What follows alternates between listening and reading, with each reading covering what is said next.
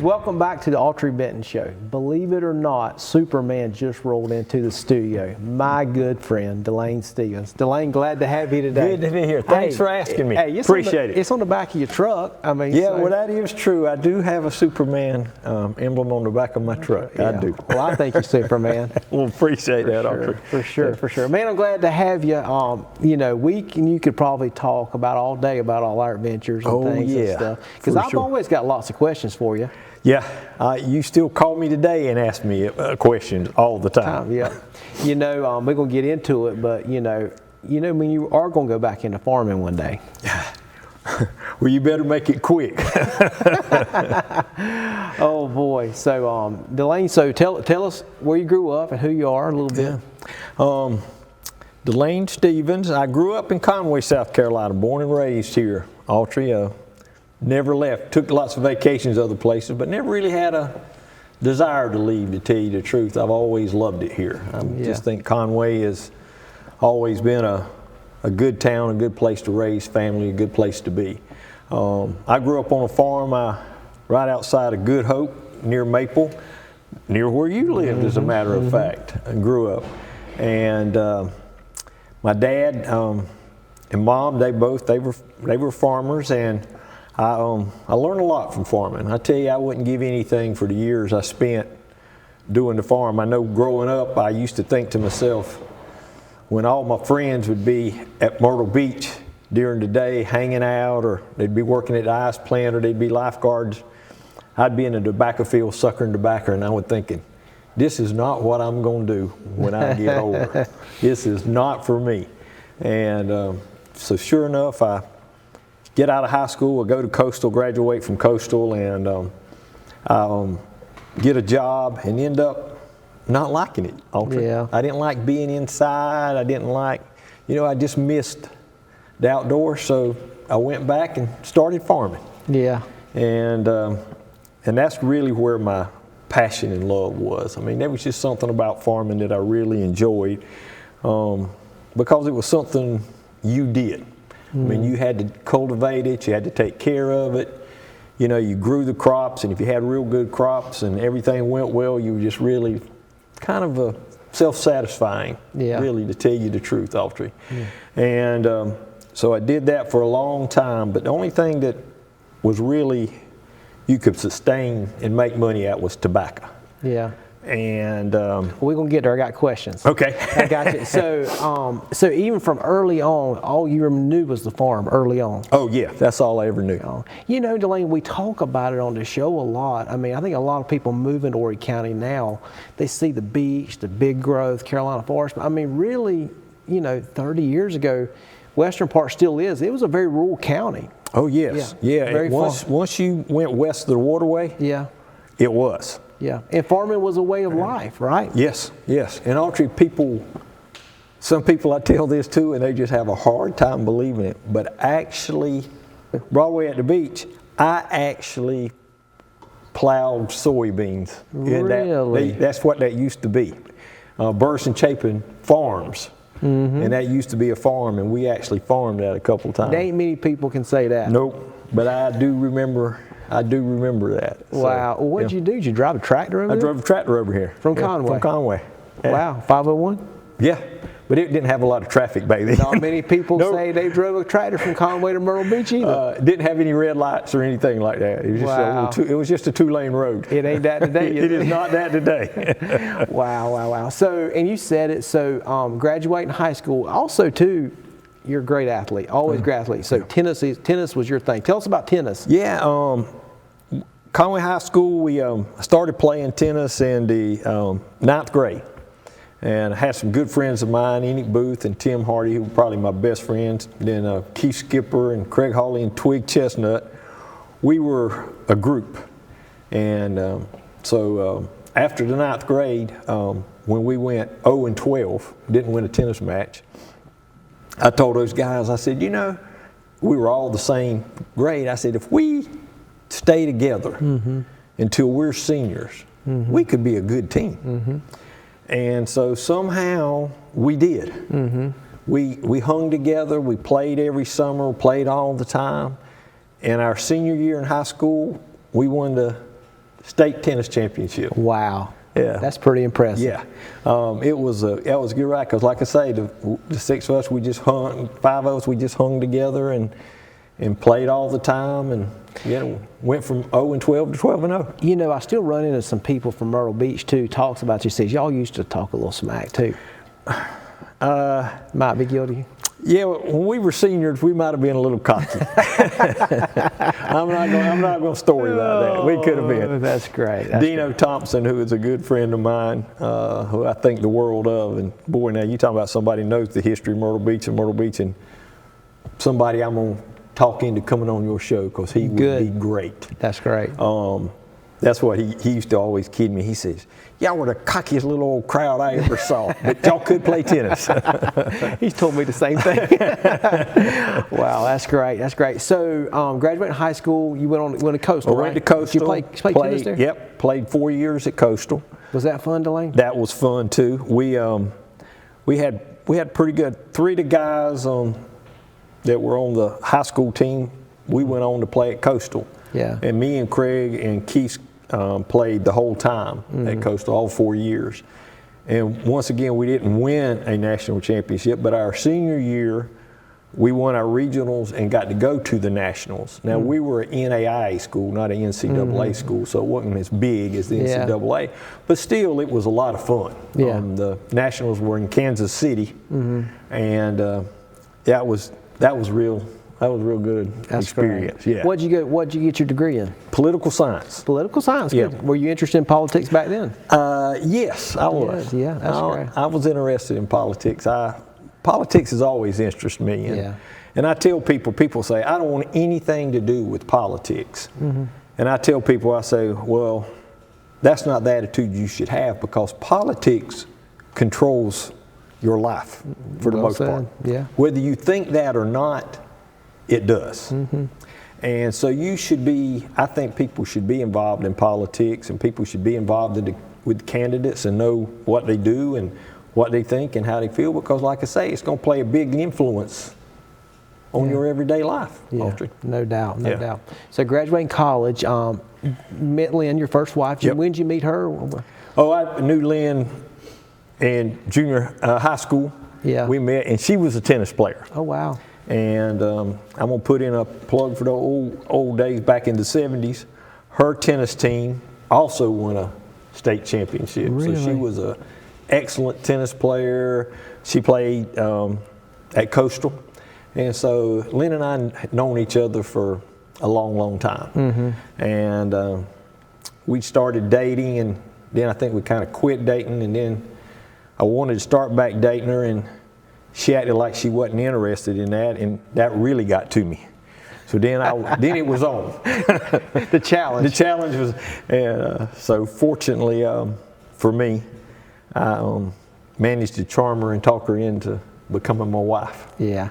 You know, I'm going to tell a few stories in our story, but I always said that I wish I didn't know Lynn as good as I should have, because we were on the farm working. I worked for you, and she was working, I think, in a law office or whatever, but you had a tennis court behind your house. Yes, I did. So we'd work all day, and I always asked you, I'd say, how about that tennis court? And you'd always say, I'm the best. I'm the best. I'm the best. So we got done early one day, and I remember Lynn was there hitting a few balls, and you and her picked up a game, and she beat you that day, Delan. I remember that. And I said, Delan, I says, my memory's getting kind of foggy on that. Yeah. And I said, Delan, and I was serious. I'm like, what's going on? You're the best. And of course, Delan says, I let her win. I wish I could. You know, Autry, now that I'm getting close to 70, my memory's not what it used to be. So she was a great tennis player. She was a very, very good. She was a great athlete. Yeah. She was a real good golfer. She was probably, I'd say, Lynn at her peak was probably a 2 handicapper in golf. Yeah. Really, really good. Yeah. You also athlete. tell a story on Miss Lynn about playing pool, that she had a group of friends playing. Yes. Tell us that story real quick. For those of people that really know Lynn, Lynn was really a humble person and really quiet. She was quite the opposite of me. So opposite attracts must really be real. But she never, that's like say she was just really humble but she used to go on a golf trip with these ladies, and she was the best golfer of the group. But she came home after one of the trips and just said, "You ever thought about getting a pool table?" And I said, "Yeah, I'd like to get one. I just didn't know that you were interested." And she said, "Oh no, I think I'd like pool. Let's get us a pool table." So she bought a pool table, and once again, as you know, Dino Thompson, he was a great pool player. She would talk to him, and she got these books, and she started practicing pool. And I mean, I was thinking, man, she got really pretty good at it over a year there. She just all the time, and then she went back on a golf trip, and come back home, and she was just had to talk about good a time she'd had and everything. Well, she didn't say anything to me about it at the time, but later on, Henrietta Golding was a good friend of hers, went on a trip, and she said, "Well, I see Lynn really improved in pool over a year." And I said, "What?" She said, "Oh yeah, we always have a pool tournament." And there was a lady that went with them that would beat Lynn every year, so I guess she got tired of that. So she practiced until she could win both the golf and the pool tournament. Wow, that's determination. That's determination. But that was her. You know, she was a real estate attorney, and I tell you, Autry, she after Lynn she got breast cancer, and early on, but she went through the surgeries and went through the radiation and chemo, and for 12 years she was cancer free. And then when it came back, she battled it for a long time, but just couldn't overcome it. But people would come up to me years after Lynn had passed away and told me that she'd done a closing on her house, or she'd done some type of real estate, and just how great she was at her job, and how much they missed her. Yeah. So it didn't matter what she did, she was all in. Yeah. And it's funny you say that, Delan. People know how close I am to you. People will say, Delan, and it always goes back to Lynn. "Oh, I didn't know Lynn that well." Yeah. They talk about how wonderful she was. Yeah, you know? she was. Yeah. She really was a lady of faith too. You want to talk about her faith? Yes, she was. She was a lady of faith. I remember after they'd called in hospice and everything, her and I were talking one time, and you know, when you have a personality where you always think you can fix things, which I always thought I could, and that was something I couldn't fix. And she would tell me, she would say, "Look," and we would pray together, and she would tell me, she would say, "I'm okay, and you're going to be okay. God has a purpose. We might not see it now, but we will see it later. He always has a purpose."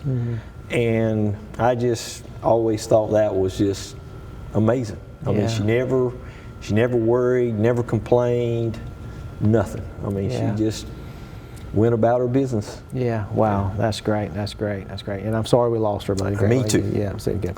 You know, and so going on her story, so you go into farming with your dad many years. I come along, one of my first jobs, I went to work for you. Yeah, I'd like to tell this. Autry came to work when I guess you were probably in junior high school, maybe. I know high school. Yeah, high school, something like that, yeah. I was little. You worked for me lots of years on the farm before you became a Marine. Yep. And Autry was a little bit younger. We had a golf cart, and you would load things on the golf cart and drive them around. Well, one day I'm at the shop working, and I hear Autry screaming. And he's just coming running to me, hollering, "Delan, the golf cart's on fire, the golf cart's on fire, the golf cart's on fire." And he's running as fast as he can toward me, and I holler, I say, "Well, Autry, did you think about putting it out?" And he goes, "Oh yeah," and he turns around and starts running back to the golf cart and puts the fire out. And I'm thinking, boy, that boy is just, that's great. But it didn't take a whole lot to excite you at that point, at that age. That's the truth. But you know, Delan, we had such good times out We did. You know, life was simple. We worked hard. You know, and you correct me, but kind of how the day was, another guy that worked was Brian. He always picked me up in his Trans Am every day. I said, "Can I drive?" He said, "No, not today."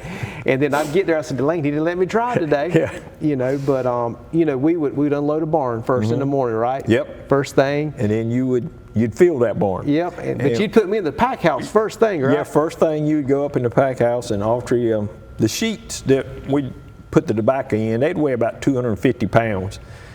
And sometimes you're supposed to grab the sheets and drag them and sling them around, but a lot of times you got slung around a lot. Oh yeah, yeah. Autry was a little fellow. It was always me and you up there. It was always me and you up there. I felt like sometimes I was lifting the sheet in you, to be honest. And I always had a saying. So Delan, he'd always crack a joke or something. I said, Delan, if you make me laugh, I ain't got no strength. I ain't got no strength. I ain't got no strength. But yeah, but people, you know, another thing I think sometimes people talk about how hot it is now. Mm-hmm. But I remember back on the farm, and you will remember this, and for those who don't know, and I'm sure we used to have a machine that would crop the tobacco and put it in a big box. Mm-hmm. But you had to have somebody in the box level it, and Autry drew that job. Mm-hmm. But you want to talk about hot. Mm-hmm. That inside that metal box in July with that tobacco coming all over you. Mm-hmm. But you know, you were a champ, man. We did. We worked hard. It was 18 boxes in old 18 boxes. You count them down. Autry'd always say, I think this is box 13. I think this is box 13. You know, and also, too, people who know tobacco, like if you mess with it, the gum would get on your hands, tobacco gum. And I always tell the story that I remember I says, I'm not going to church this Sunday, tobacco man. So I went and put Clorox and dish detergent together to get off. My hands got clean, but I was pretty sick there for a while. So I don't recommend that to anybody. Oh man, and I tell you, we had another thing. Anytime, so we would unload a barn, and then we'd put it in the pack house, and then we'd go fill a barn. And the thing you always look for after we put the unloaded it, we'd always get a pack of crackers and Pepsi. And I remember being so thirsty I could drink it, but if you drink it too quick, you get a big old knot in your stomach, boy. For sure, but and then the other thing I always look to is your dad, Mr. Howe, which I loved him. You know, you can speak to him in a minute, but his ham sandwiches. You want to tell us that routine? Oh yeah, we every day at lunch Dad would go in and fix ham sandwiches. That's kind of what you eat about every day. If you got lucky, it's about 2 o'clock by dinner. About 2 o'clock. If you got lucky, you might get a hot dog every now and then. And every day he'd get in there and Autry'd walk in and say, "Now, Mr. Howe, don't put mayonnaise on my sandwich." And he'd say, "Son, who doesn't eat mayonnaise on a ham sandwich?" And he would put it on there every day. every day we would do it. And then we'd go mess around. But man, good times, Delan. You know. Good. It was a lot different back then than it is now. For sure. You know, another memory I remember, you know, you talked about political science and me enjoyed politics involved. Is I remember one day, I mean, we were always together on the farm. I mean, daylight, it was just whatever we did. So we knew it was coming. So you was like, "All right, I got to leave early today." And I'm like, "Where are you going?" And you're like, "Well, I'm going to town." I'm like, "Where are you going?" He says, "Well, I'm going to politics." I was like, "Politics? What do you mean?" And you had signed up to run for the House of Representatives. And I'm like, "Well, why ain't you told me?" He says, "Well, you ain't asked me." You know, it's just funny things like that. But, and I haven't been very familiar with politics now. I mean, Delaney, if you would probably politics, I know you'd have won because we was on the farm all summer. You want to talk about that season? It was. I thought that I might, like I say, I always have it, and I still have an interest in politics. But I was pretty young at the time. I just thought I'd be interested in running in the House seat. That 105 was the House seat I was in. And Mr. Bill Witherspoon was my opponent, and a great man. Bill Witherspoon was a great man. Was a great representative for us. I think the world of Mr. Bill. But I learned a lot running for public office. I really, really did. And I'm not sorry that I did it. And Mr. Bill, he went on. He ended up winning the race, and he was just always so gracious. And we had a good campaign against each other. It was a lot different than it is now. I ran on what I felt like my strengths was and what my thought process was, and Bill ran on what he thought. It wasn't about the person. What was wrong with him or what was wrong with me. And I thought both of us ran real gentleman campaigns. And as a matter of fact, I will say Mr. Witherspoon has passed away now, but I will say this, and I think he wouldn't mind me saying this. He used to always kid me, said, "Now, when I don't run again, I'm going to call you and talk you into it." And I said, "Yeah, go ahead." And sure enough, when Mr. Witherspoon decided not to run anymore, he called me and said, "I really wish you would run for this seat." And that really meant a lot to me, being his opponent, because I don't know that you see that much today. I don't think you see that much respect among among the opponents today as we had back then. And after Mr. Witherspoon got elected, there were several things that I would call him on, and he was more than helpful to me. And that's the way it should be. Yeah. Yeah. No doubt. Yeah. No doubt. You know, a couple other stories I like is tell a story about the combine catching on fire with your dad. Yeah. That's a good one. That was another thing. I know all the farmers out there, they'll realize that if there's one piece of equipment on a farm that is nothing but trouble, that's a combine. Yeah. And I was cutting soybeans one day, and me and my dad, and this seemed like I'd cut an acre and the combine would break down, and I'd fix it. I'd cut an acre, it'd break down. So I was working on it, and I just couldn't keep it running. I told my dad, I said, I'll tell you, if this thing ever caught on fire, I said, I'm not going to set it on fire, but if it caught on fire, I am not putting it out. Yeah. Well, it just so happens later on, I mean, back in the wintertime when you cut soybeans, if the wind would kind of blow and dew wouldn't fall, you could cut soybeans just about all night, and you would. Right. Well, I was cutting that night, and all of a sudden I looked over under my hood over there at the engine, and the flames was just blazing. The dust, the soybean dust had got on the manifold and caught on fire. So I jumped off the combine, and I had a little extinguisher, and it wouldn't put it out. So then I took my sweatshirt off, and I was trying to beat it out, and I thought my dad would be there any minute, and he never came. He was at the end of the road. He was at the end of the road sitting in the truck. He never came. So I finally got it out, and I walked to the end of the road where my dad was, and I said, did you not see that combine on fire? Yeah. He said, yeah, I saw it. Did you see me fighting it? Yeah. And I said, well, then why didn't you come? He said, well, you told me earlier in the day that if it caught on fire, you was going to let it burn, so I figured you were. Oh, so boy. he just sitting there while I tried to put it out. Yeah. Wow. Yeah. Wow. Quickly, time's going quickly, Delan, but you know, time's changed in Horry County. So what got you out of farming, and what was your next step? Yeah. Once tobacco, I really liked it when it was what I call free market. Yeah. When you would actually take your tobacco to market, and you would have an auctioneer, and you would have what you called a government support price, and they would put a grade on your tobacco. And whatever that grade was, that's the minimum you could get per pound for that tobacco. And then right behind that grader, government grader, an auctioneer would come, and RJ Reynolds, Leggett, there were lots of companies tobacco companies back then, and they would bid on your tobacco, and the highest bidder would get it. Well, the government decided they didn't need to be in that business, so they got out of it. So then what you started doing is getting contracts with the tobacco companies. And that's what really kind of got me out of it. The contracts were probably okay. I just didn't really like it a lot. And my dad was getting older, and he was getting ready to retire. And I didn't have any children or anything at that time, and so I just told my dad, I said, if you're going to retire, I might try something else. Yeah. And so I got into the banking business. Yeah. And very successful. Well, thank you. Yeah, I did pretty well in the banking business. I worked for Coastal Federal for about 15 years. Yeah. I became the western part of the county's city exec, and I had 3 branches, and I really did enjoy it, banking, when I got into it. But it's like everything else. You know, when you first got into banking, it was community banking. It was all about the people, the community, and not that it's not now, but the bigger banks is just, you know, you don't have as many community banks like Conway National and Anderson Brothers Bank now, but you used to have a lot of community banks, which you don't really have. And so the banking business changed too. And so then my last career is got into the insurance business with a real good friend of mine, Frank Thompson, another great guy. Great man. Who cancer took too early in his life. Yeah. But I got into the insurance business with him, and after he passed away, me and a good friend of mine, Dana Groom, we ended up running a company for many years until I retired. Yeah.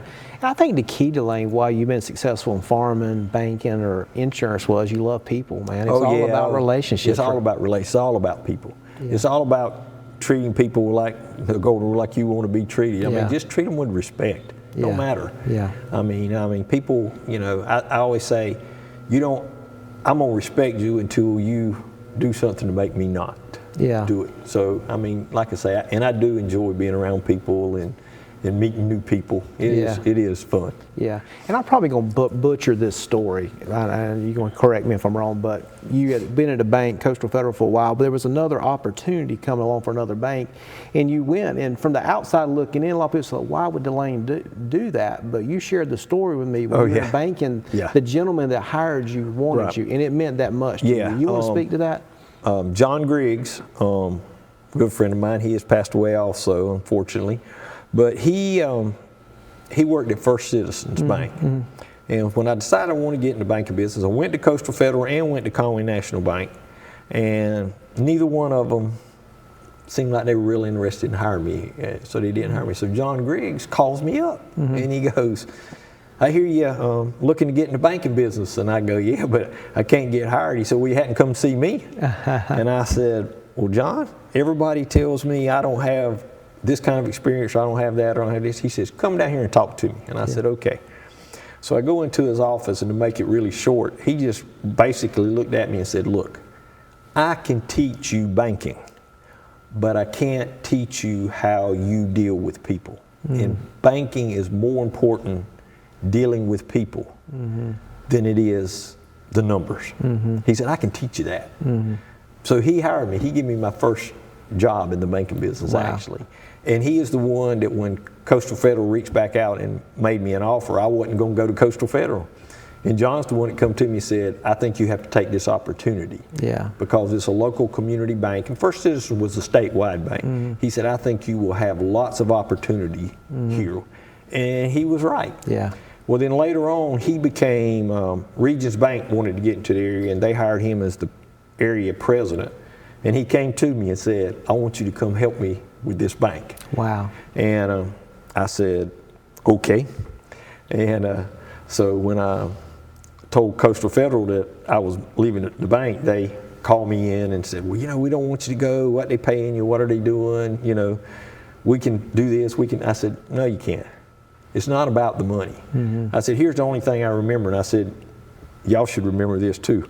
I said, when I came to y'all first for a job, you told me you just didn't have anything at that point, and some experience things and stuff. And I said, so when I was looking for a job, I couldn't get one, and he called and give me a job. And I said, so now that he wants me to go to work for him to help him with this one, that's what it's about. It ain't about the money. It ain't about anything else. It's about John give me a job, the first job, and I went to work with John, and we had several good years that we did good with the bank, and I thought we really did good, and we worked good together. So, I mean, I was never sorry I made that choice either.